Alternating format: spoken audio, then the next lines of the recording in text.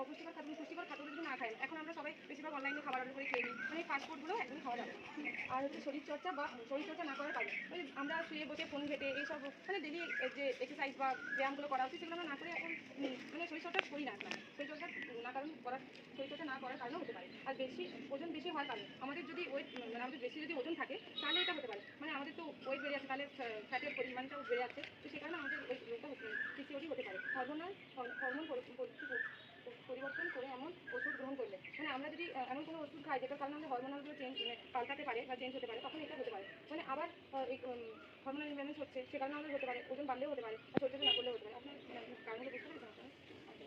এবার দেখে নিই, মানে কারণগুলো জানলাম, এবার কী কী লক্ষণ দেখা দেবে যে পিসিওডি হলে আমরা বুঝবো কী করে যে আমাদের এটা হয়েছে। তো হঠাৎ করে আমাদের ওজন বৃদ্ধি হবে, মানে হঠাৎ করে আমাদের ওজন বেড়ে যাবে।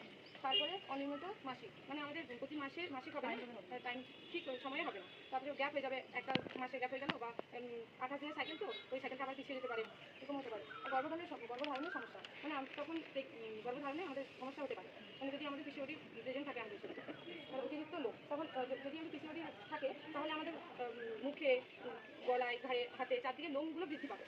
তারপরে ব্রণ, মানে আমাদের মুখে যে ব্রণ হয়, মানে যেটাকে আমরা পিম্পল বলি, সেগুলো হবে। আবার চুল পড়ে যেতে পারে আমাদের। তাহলে এইসব কারণগুলোর লক্ষণের জন্য আমাদের পিসিওডি, মানে তখন আমরা বুঝতে পারবো যে আমাদের প্রেজেন্ট আছে। তারপরে এই কারণ লক্ষণ দুটোই দেখলাম, এরপর দেখি মানে এটা যদি পিসিওডি কারো হয়ে যায় তাহলে প্রতিকার করা যায় কী করে। প্রতিকার নিয়মিত ব্যায়াম, মানে আমাদেরকে শরীরচর্চা প্রতিদিনের মধ্যে ডেলি রুটিনের মধ্যে রাখতে হবে, যে হাঁটাচলা করতে হবে, সকালে মর্নিং ওয়াকে আমরা মানে যেতে পারি।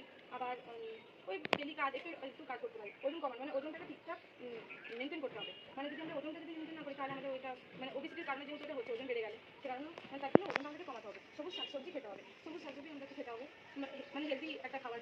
তারপর পর্যাপ্ত পরিমাণে ঘুমাতে হবে, 7 থেকে 8 ঘন্টা। তো আমাদেরকে ঘুমটা সব রোগ থেকেই আমাদের ঘুমটা মেনলি আমাদের ঘুমাতে হবে, মানে বিশ্রাম করতে হবে ঠিকঠাকভাবে। ধূমপান বা মদ্যপান নিষেধ, মানে এই সময়টা তো এমনিতেও আমাদের এই ধূমপান মদ্যপান করা যাবে না। আরও বাইরের ওই তেল জাতীয় খাবার ওগুলো আমরা খাবো না। আর তারপরে এই যে হেলদি একটা ডায়েট ফলো করবো, শাকসবজি খাবো, প্রোটিন জাতীয় খাবার খাবো।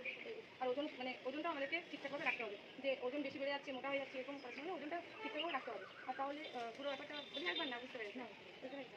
আচ্ছা, আমি তাহলে একটু জিজ্ঞাসা করি, মানে পিসিওডিটা লক্ষণ কী কী দেখা দেবে আমাদের? মোটা হয়ে যাবো, মুখে ব্রণ বেরোবে, চুল পড়তে থাকতে হবে। আর প্রতিকার করবো কী করে? প্রতিকারে ব্যায়াম করতে হবে, 7-8 ঘন্টা মিনিমাম ঘুমাতে হবে, আবার শাকসবজি খেতে হবে। আপনাদেরকে থ্যাংক ইউ। আর thank you ma'am, thank you এতক্ষণ আপনাদের সময় দেওয়ার জন্য।